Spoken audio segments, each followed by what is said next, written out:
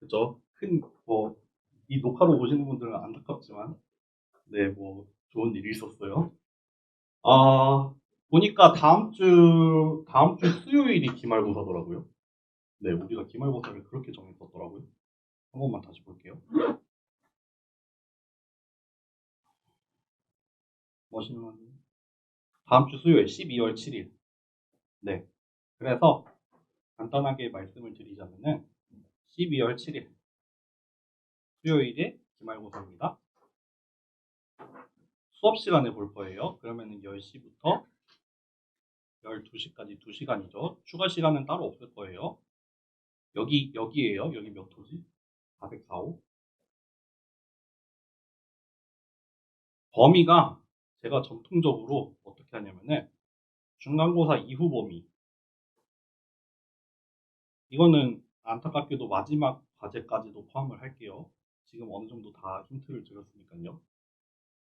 그리고 그 카톡방에 미리 말씀을 드렸는데 중간고사 문제 중에 딱 한 개 낼게요. 딱 하나 나옵니다. 하나 나와요. 숫자는 바뀔 수 있어요. 숫자는 바뀔 수 있다. 그러니까 여러분들 중간고사 때 기억 안 나시겠지만 그래도 한 번만 좀 문제를 훑어보고 내가 계산하는 방법만 잘 기억을 해 놓으시면 돼요. 아, true, false는 나올 수도 있습니다. 이거는 따로 안 정할게요. 큰 문제 중에 하나는 나올 거예요. 반드시 나올 거예요. 무슨 문제가 될지 모르겠어요. 근데 어쨌든 한 문제는 낼 거다. 배점도 달라질 수 있다. 배점도 달라질 수 있는데 이렇게 하겠습니다. 네. 혹시 질문 있나요? 이번에도 맞다. 치팅 페이퍼는 드릴 거예요. 아, 가능하게 해드릴 거예요. 한 장이었죠, 그때? 두 쪽이었죠? A4용지. 요거는 이번에도 가능합니다. 질문 있으세요?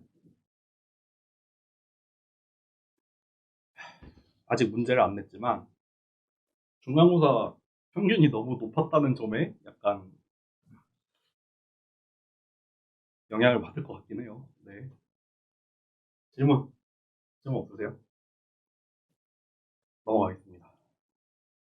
우리가 여러분들 오늘 날씨가 되게 추워졌던데, 우리가 되게 더울 때 만나서 이제 추울 때가 되고 종강을 할 때가 되더라고요. 되게 재밌었네요. 이번 학기, 이번 학기 성적이 나가고 나서 A뿔이나 A0를 받은 분들 중에 다음 학기 조교를 원하는 분이 있으면은 저한테 연락을 주세요. 근데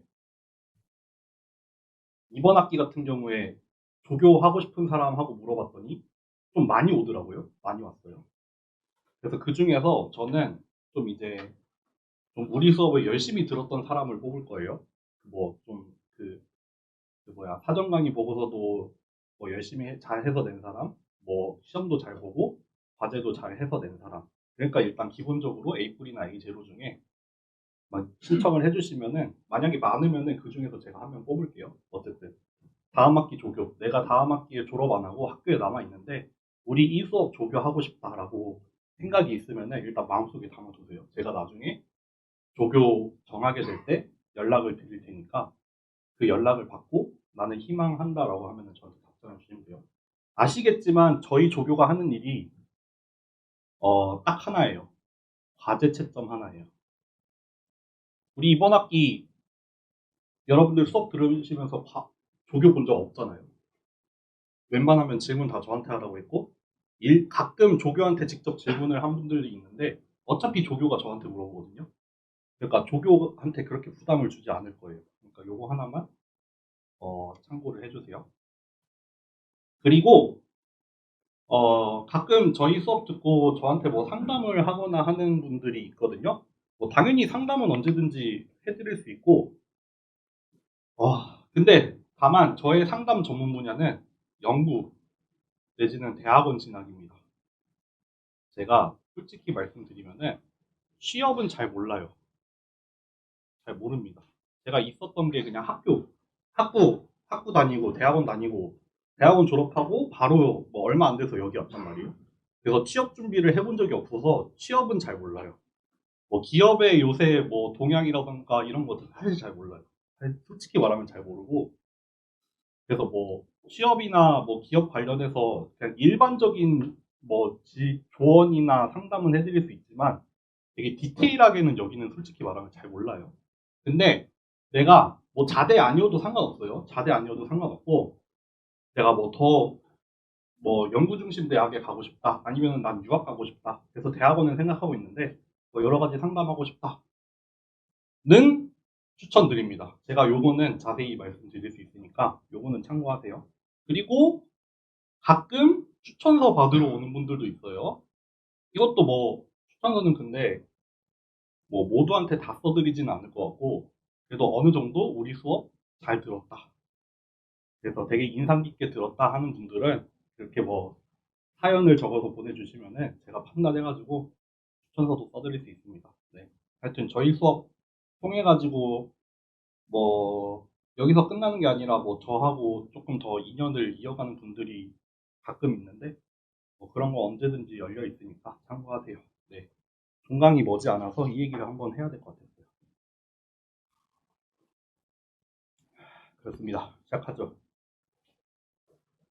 근데 이제 남은 거는 그렇게 어려운 내용은 없고, 특히 다음 주 월요일 같은 경우에 CNN 실습을 할 거거든요. 요거 실습을 할 건데 그렇게 양이 많지 않을 것 같아요. 그러니까 혹시나 뭐 시험 관련해서, 그럼 다음 주 월요일이니까 시험 얼마 안 남았잖아요. 이틀 전이잖아요. 그러니까 그때 시험 관련해서 공부하다가 물어보고 싶은 거 있으면은 그때 좀 물어보세요. 따로 별도로 시간은 갖지 않겠지만 뭐 다음 주 월요일 날 물어보면 될 것 같습니다. 네. 질문 있나요? 질문 없죠? 시작할게요. 시작하겠습니다. 오늘은 뉴럴 네트워크 중에서도 이제 마지막으로 CNN, 컨볼루셔널 뉴럴 네트워크를 하겠습니다. 네. 요게 조금 어 요게 조금 다른 점은 뭐냐면은, 우리가 지금까지 벡터 인풋만 주로 봤어요. 뭐 중간고사 전에 봤던 뭐 리니어 리그레션, 리니어 클래시피케이션, 뭐 소프트 벡터 머신, 디시전 트리, 뭐가 됐던 간에 다 1D의 벡터 인풋을 받았거든요. 우리가 2D가 들어와도 그거를 그냥 1D로 쭉 다 쌓아가지고 그냥 다뤘었는데, 이번에는 우리가 컨볼루션이라는 걸 이용을 해서 매트릭스, 매트릭스 입력을 받을 수 있어요. 심지어는 이거는 뭐 2차원 아니고 3차원도 받을 수 있는데 그 얘기는 자세히 하지 않을 거고, 어쨌든 매트릭스가 가능해진다. 뭐 간단히 말하면은 이미지를 그냥 인풋으로 받을 수 있다. 원래는 저번 시간에 잠깐 말씀드렸지만 이미지라는 건 이렇게 격자로 나눠져 있어서 요 픽셀 안에 있는 정보들을 행렬로 나타내는 건데, 이거를 우리가 예전에 봤을 때는 그냥 쭉 다 한 줄로 쌓아가지고 이렇게 1차원의 벡터로 만들어서 그냥 했었는데, 지금은 이제 이렇게 안 해도 돼요. 그냥 얘를 있는 그대로 쓸 수 있습니다.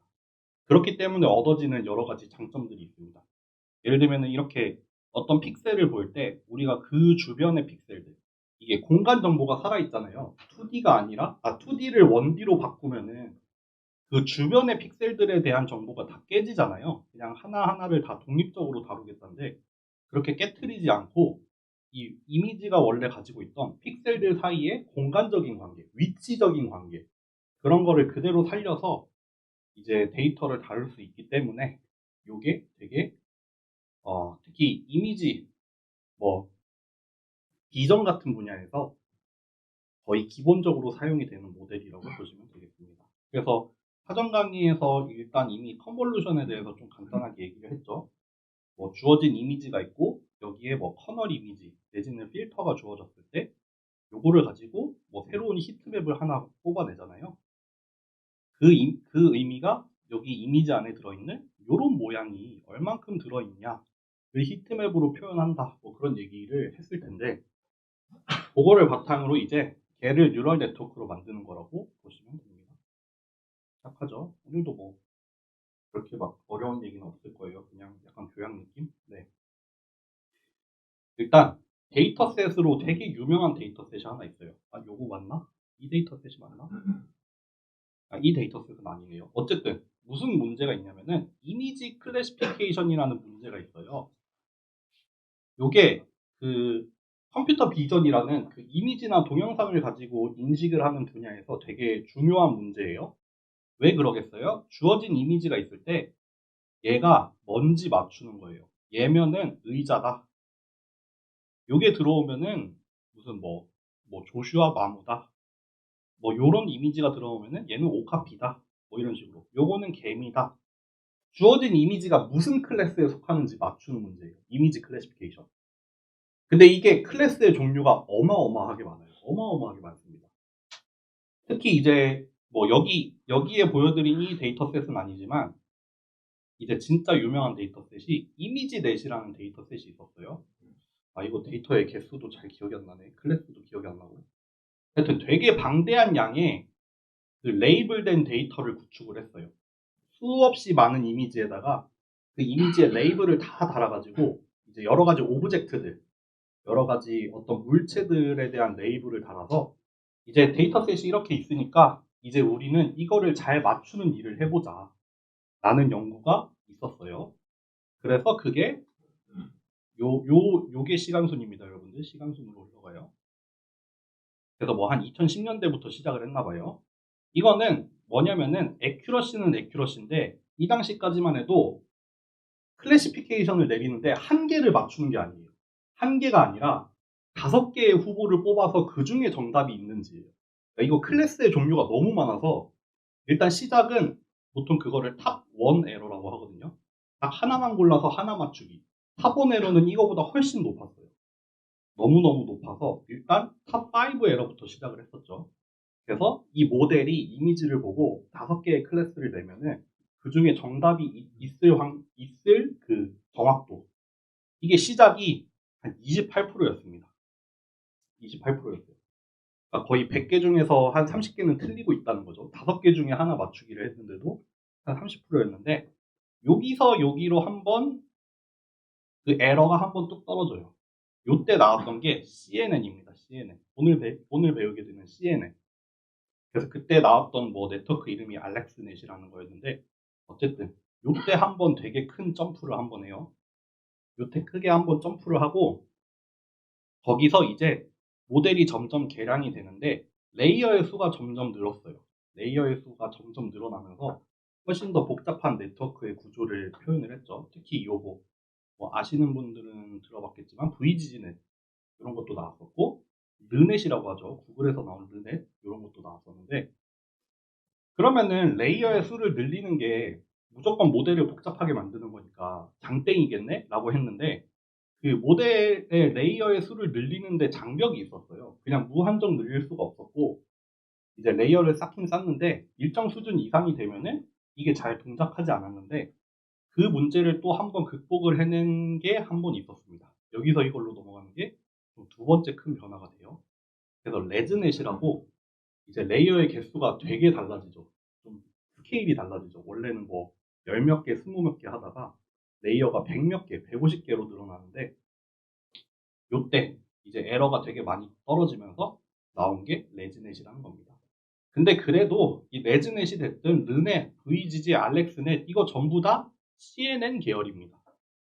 전부 다 CNN을 그냥 좀 개량하고 확장해서 나온 모델들이에요. 네. 그래서 뭐 이런 거 자세하게는 안 해보지만 이런 게 궁금하시면은 뭐 딥러닝이라던가 아니면 컴퓨터 비전 같은 거 수업을 들으시면은 배우게 될 거예요. 제 유튜브에도 컴퓨터 비전이 있으니까 궁금하신 분들 들어보세요. 네.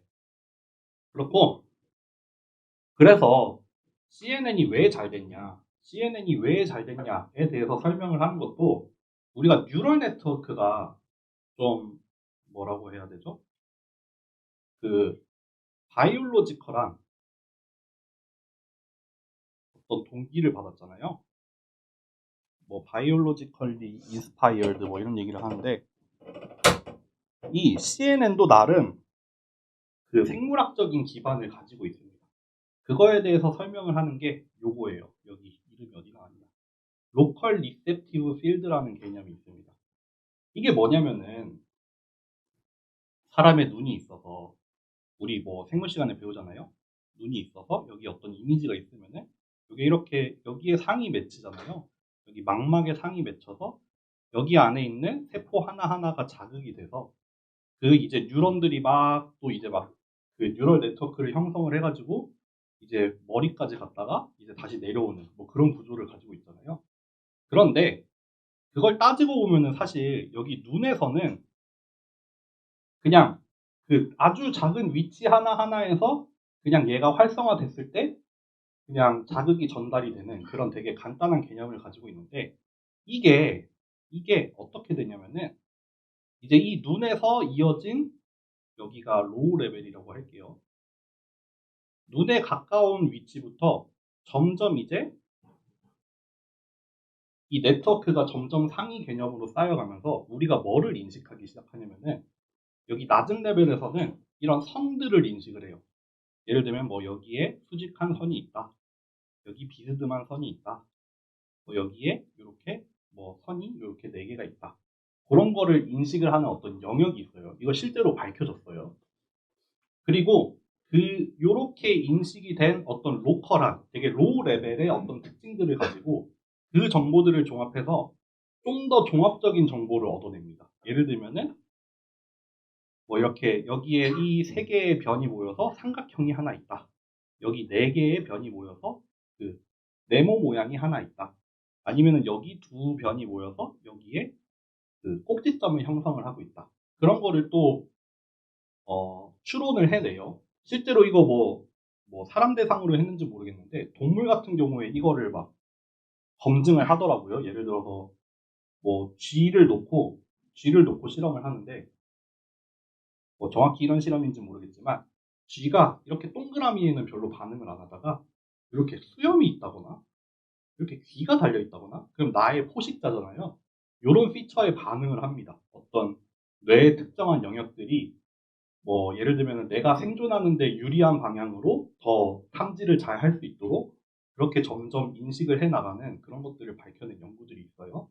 그래서 실제로 사람도 이렇게 로우 레벨의 특성부터 시작을 해서 우리가 실제로 살아가는데 필요한 더 고수준의 어떤 정보들을 추론을 해낸다. 그렇게 구성이 되어 있다. 그래서 사실 우리가 뭐 지금 이렇게 집을 그려도 이거를 우리가 픽셀 바이 픽셀로 인식을 하는 게 아니라 여기 네모가 있고 세모가 있어서 이 집 같은 모양이네 라고 생각을 하잖아요. 그런 게 사실 실제로 이렇게 이루어지고 있다. 그래서 이런 것들을 특히 이런 것들을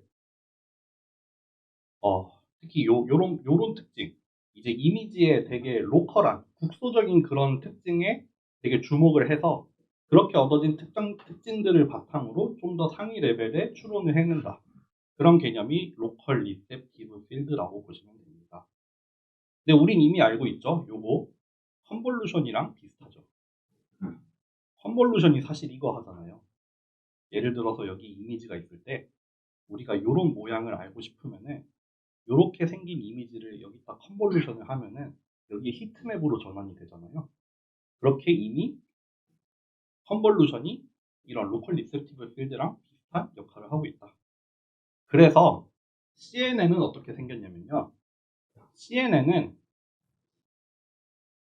우리가 앞에서 봤던 뉴럴 네트워크는 풀리 커넥티드 레이어밖에 없었잖아요. 전체 벡터랑 그 다음 벡터, 그 다음 뉴런들이 전부 다 하나하나 연결이 되어 있는 그런 구조였는데 이번에 보게 되는 레이어는 컨볼루셔널 레이어예요. 컨볼루셔널 레이어. 그래서 이 컨볼루션 레이어에는 파라미터가 하나 필요해요. 여기서 뭘 쓰나? 커널이라고 얘기를 할게요. 커널이 주어져야 됩니다. 파라미터로 원래 fully connected 레이어에서는 액티베이션 펑션이랑 웨이트가 주어져야지 그 fully connected 레이어를 계산을 할 수 있었잖아요. 컨볼루셔널 레이어에서는 커널이 주어져야 됩니다. 그래서 어떤 커널이 주어지면은 그 커널을 가지고 우리가 여기를 이렇게 쭉 다 훑어보잖아요. 이미지를 전부 다 훑어보고 그걸로부터 얻어진 이 컨볼루션의 결과가 되는 새로운 이미지가 하나 뽑히죠. 그게 이 컨볼루셔널 레이어의 출력이 되는 거예요.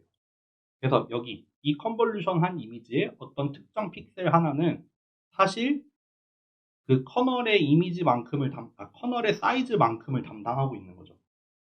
여기 요 픽셀 한 자리를 구하려면은 커널 이미지를 여기에다가 겹쳐가지고 그 방향을 바꿔가면서 웨이티드 썸을 한 다음에 이제 결과 하나를 얻어서 여기다가 딱 넣잖아요.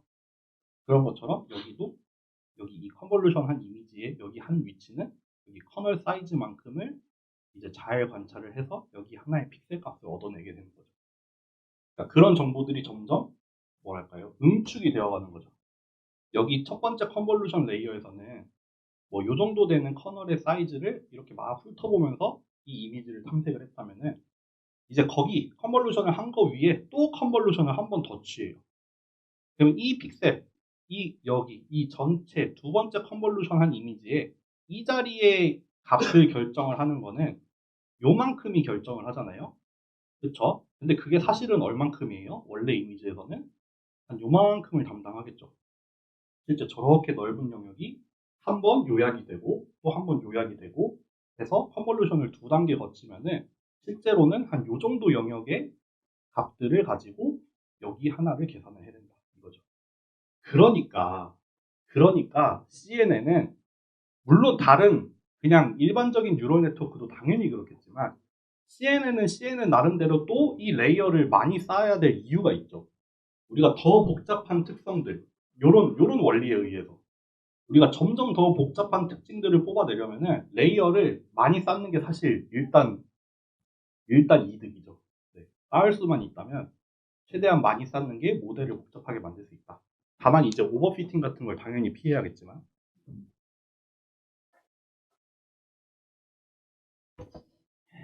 넘어가겠습니다. 그래서 이게 뭐냐? CNN은 뉴럴 네트워크의 특별한 형태라고 했는데 뒤에서 차차 설명을 합시다. 로컬 리셉티브 필드라는 어떤 개념을 가지고 있고요. 요 얘기가 조금 재밌을 수 있어요. 자동적으로 피처를 추출한다라고 했어요.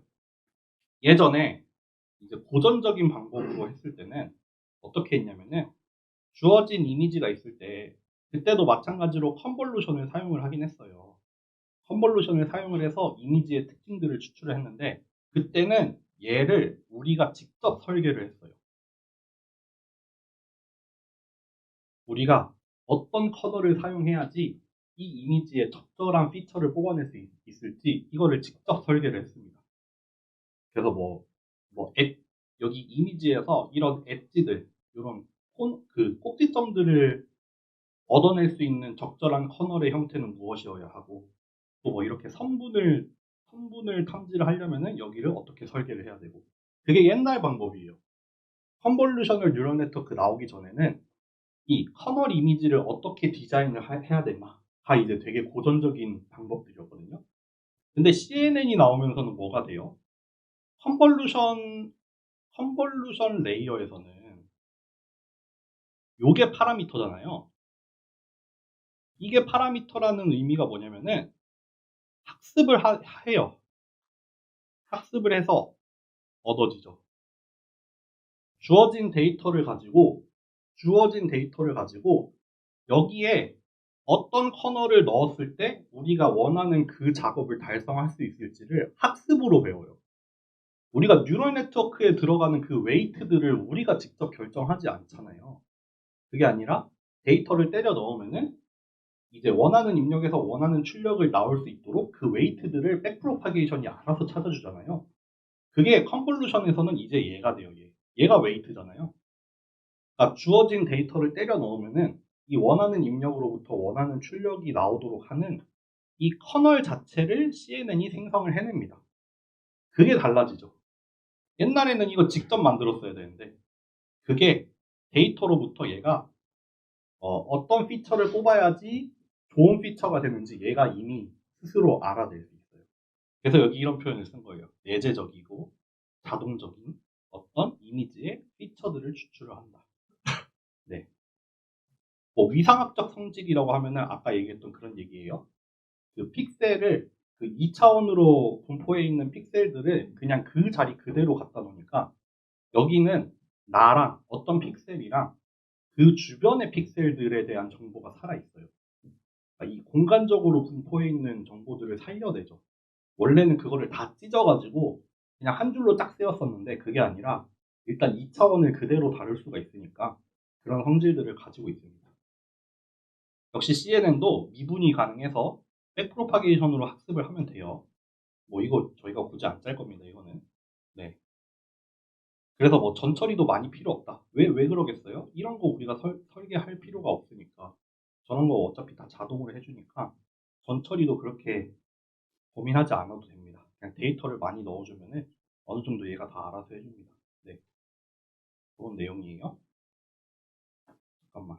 한번 좀 보고 어떻게 어디서 멈췄는지 한번 볼게요.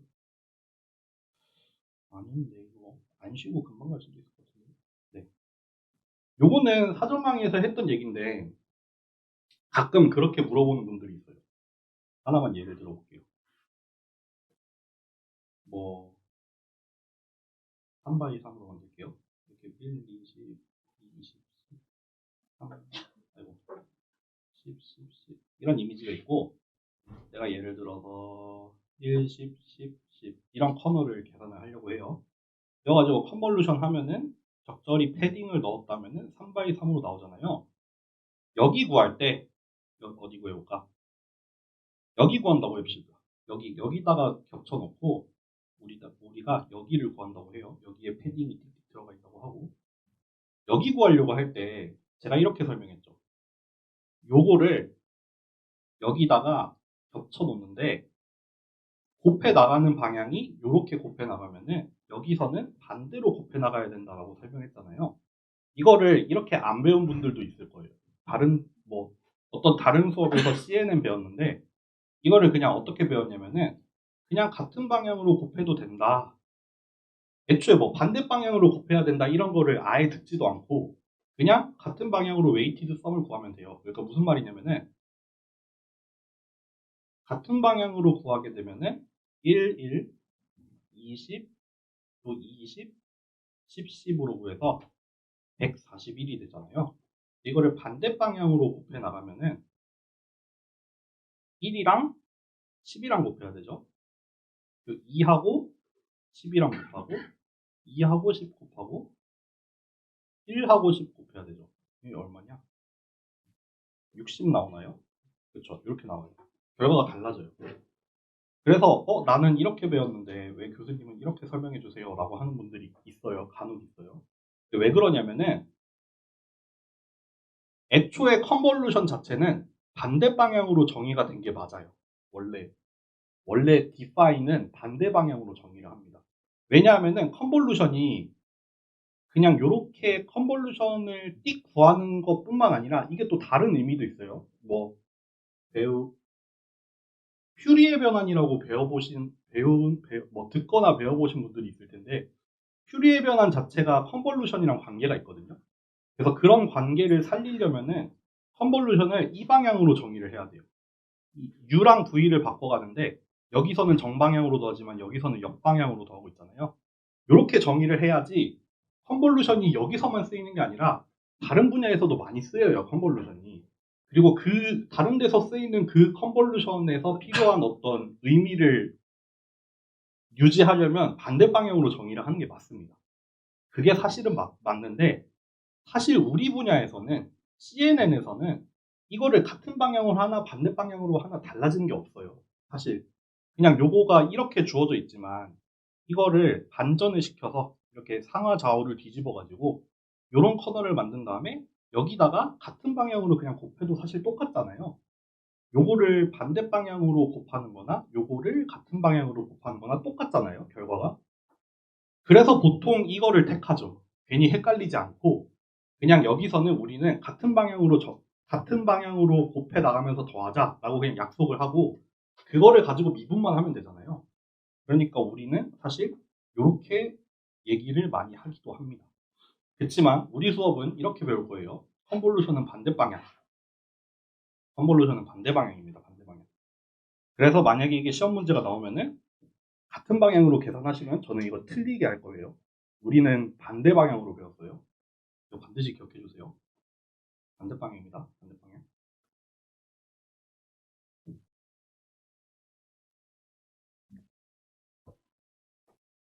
그리고 사전 강의에서 패딩의 종류가 나오나요? 나왔어요? 아, 나왔어요? 따로 설명 안 해도 되겠죠? 기출 한 번만 봐볼까요? 내가 컨볼루션 계산하는 걸 한 번 낸 적이 있나?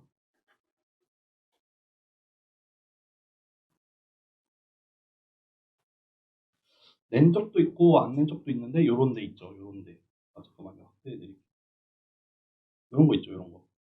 행렬이 하나 주어져 있고 이렇게 생긴 커널을 컨볼루션을 하세요. 패딩은 이런 종류를 적용을 해주세요. 스트라이드는 이제 설명할 건데 어쨌든 이렇게 패딩 방법도 명시를 하고 컨볼루션을 취해봐라.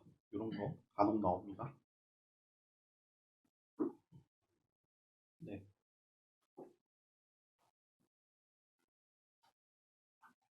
안 쉬고 바로 갈까요? 아니 좀 쉴까요? 끄덕끄덕 안 쉬자가 끄덕끄덕이 좀 더 많았거든요. 맞아요? 안 쉬고 바로 갈게요. 빨리 끝냅시다 그럼.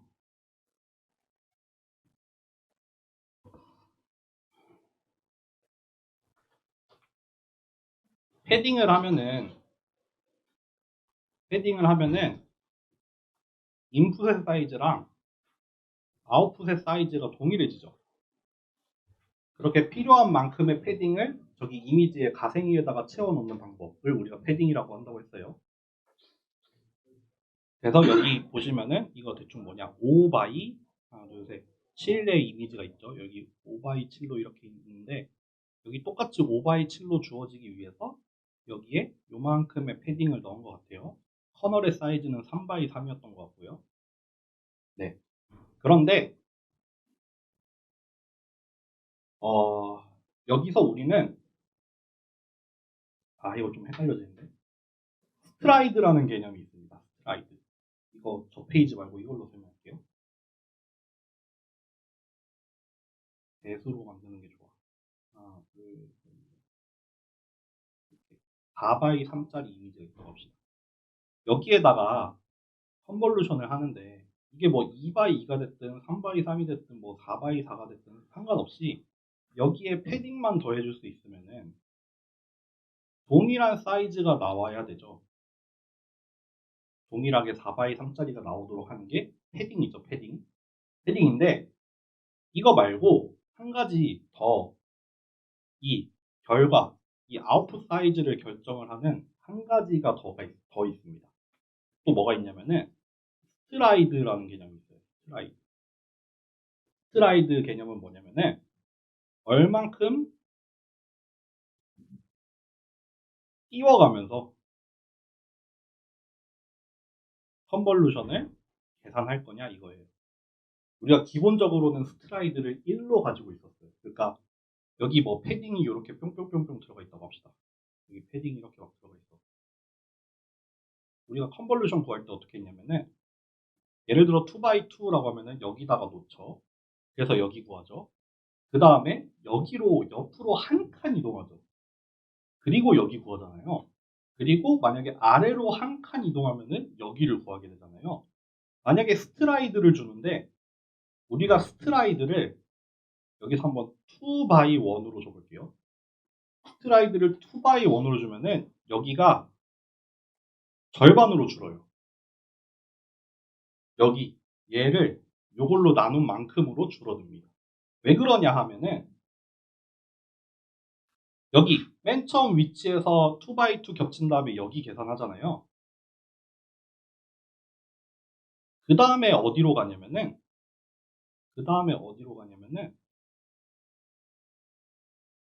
여기 한 칸 아래가 아니라 2칸 아래로 가요. 2칸 아래. 2칸 아래로 갑니다. 그래서 여기를 구합니다. 그래서 사실 이런 경우에는 여기 패딩은 필요가 없습니다. 다시 설명해 볼게요. 만약에 스트라이드가 이렇게 주어지면은 이쪽 방향은 아예 필요가 없겠네. 여기는 필요 없어요. 그래서 4x3의 이미지가 주어지고 2x2로 컨볼루션을 할 건데 스트라이드가 2x1로 주어지면은 우리가 여기부터 구하고 그 다음에 두 칸 띄어서 여기서 구할 거예요. 여기가 1번이면은 여기가 1번이 되고 여기가 2번이 되고 그 다음에는 옆으로는 한 칸 갈 거예요. 여기가 3번이에요. 여기가 3번. 또 2칸, 여기가 4번. 또 이제 한 칸 가서 여기가 5번, 여기가 6번 이렇게 되겠네요. 여기도 패딩이 필요 없겠네. 이렇게 구해야 됩니다. 네.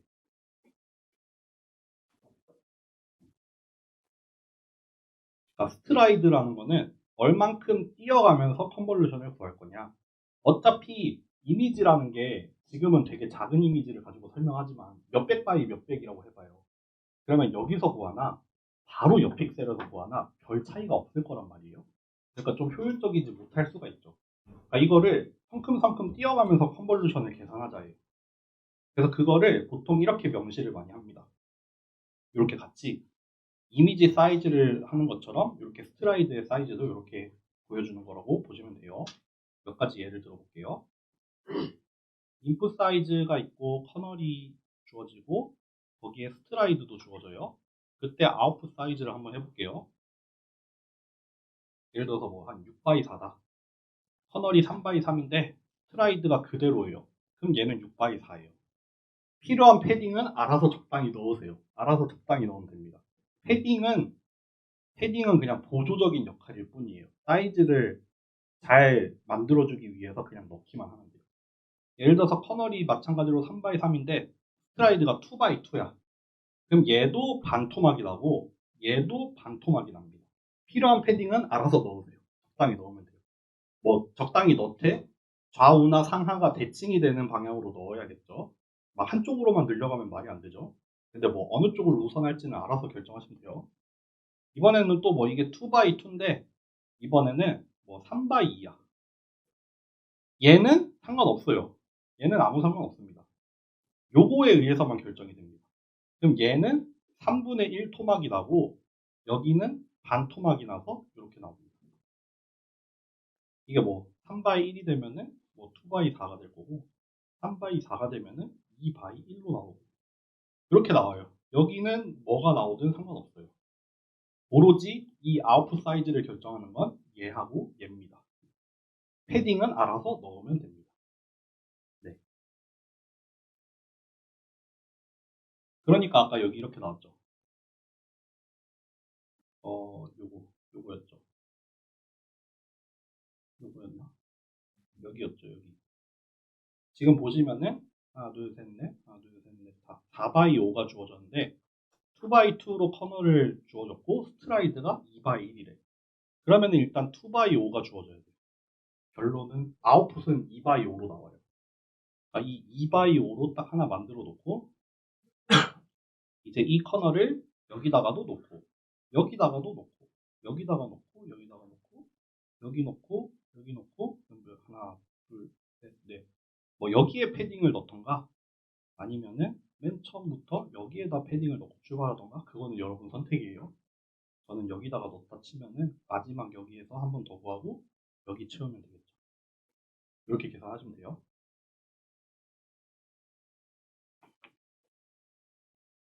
넘어갈게요. 넘어가겠습니다. 뭐 남았냐? 아이고,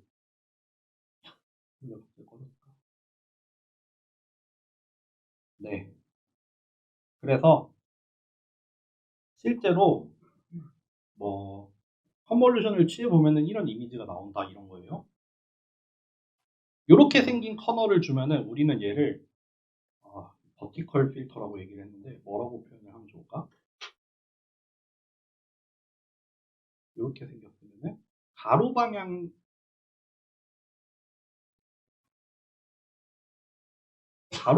변화를 보려는 거죠. 가로 방향으로 얘가 얼마나 변해 있나. 그러니까 이런 부분, 이런 부분들, 이런 부분들. 이렇게 가로 방향으로 이 이미지를 이렇게 가로로 잘라봤을 때 그때 변화가 크게 나타나는 부분들에서 색깔이 되게 진하겠죠. 흰색이 됐든 검은색이 됐든. 반대로 이런 필터 같은 경우에는 세로 방향의 변화를 보는 거죠. 이 이미지가 세로 방향으로는 어떤 변화를 가지고 있나를 보는 거예요. 이미지를 이렇게 잘라서 각각의 위치에서 이렇게 자른 다음에 그 방향으로 어떤 변화가 생길 때 이제 그 결과가 튀겠죠. 흰색이 되든 검은색이 되든. 그러니까 요런 부분에서 요런 부분에서 요런 부분은 사실 수평 방향으로는 변화가 크잖아요. 보면은 이렇게 뭐 평평했다가 검해졌다가 평평했다가 검해졌다 이러고 있는데 수직 방향으로는 별로 다른 점이 없어요. 그러니까 여기가 밋밋하게 나오고 있죠. 반면에 여기는 그 수평 방향으로의 엣지들이 되게 살아있잖아요. 그 수평 방향으로의 변화들이 이렇게 탁탁탁 드러나요. 반면에 우리가 커널을 달리해서 이런 커널을 사용을 하면은 여기가 뭉개질 수밖에 없죠. 네. 그런 역할을 하는 게 컨볼루션이고 옛날에는 그래서 얘를 설계를 했다. 그래서 어떤 우리가 원하는 방향으로의 뭐 모서리나 아니면은 꼭지점 같은 거 찾으려면은 커널을 이렇게 만들어야 된다라는 얘기를 많이 했는데 이제 우리는 그럴 필요가 없다. 네.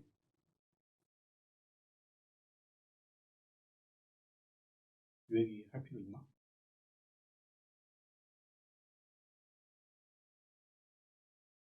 그래서 어떤 컨볼루션 레이어에서 이렇게 5개의 커널이 주어진다라고 하면은 여기 있는 이 2D 이미지를 뭐 얘에 대해서 컨볼루션을 취한 거, 또 얘에 대해서 컨볼루션을 취한 거, 얘 각각에 대해서 컨볼루션을 취한 거 5개가 나와요. 5개. 그래서 얘가 뭐 20 바이 20짜리 이미지였다라고 하면은 20 바이 20짜리 이미지가 5개가 나옵니다.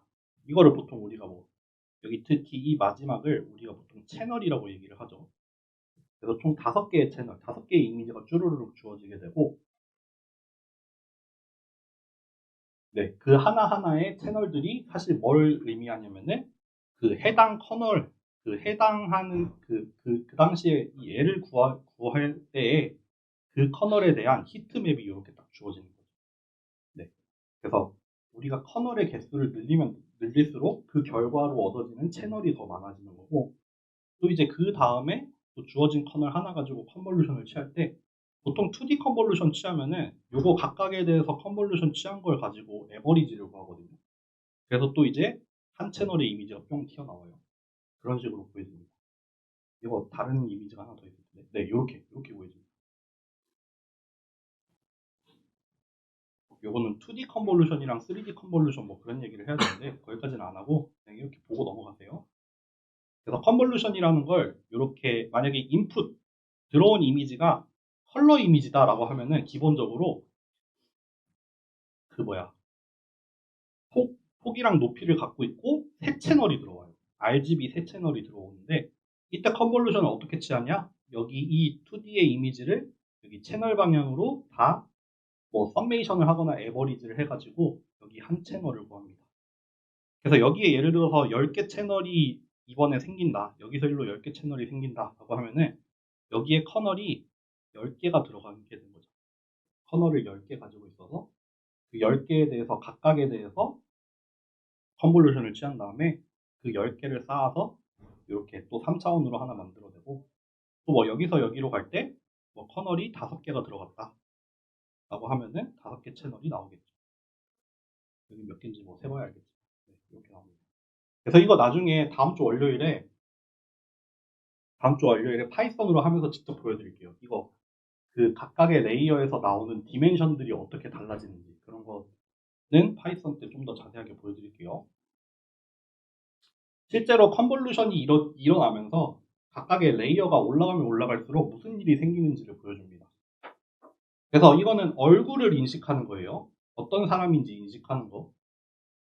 그러면은 첫 번째 컨볼루션 레이어에서는 요런 게 들어가요. 커널이에요, 커널.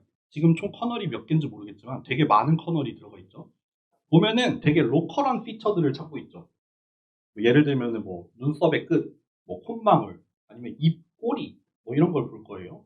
아니면 뭐 수직한 선, 수평한 선 이런 것들을 보고 있죠. 요거 하나하나가 커널이라고 보시면 됩니다. 그렇게 첫 번째 레이어를 거치고 그 다음에 두 번째 레이어에 들어가는 커널들을 또 봤더니 이제 얘네들을 가지고 한 차례 종합을 한 게 되죠.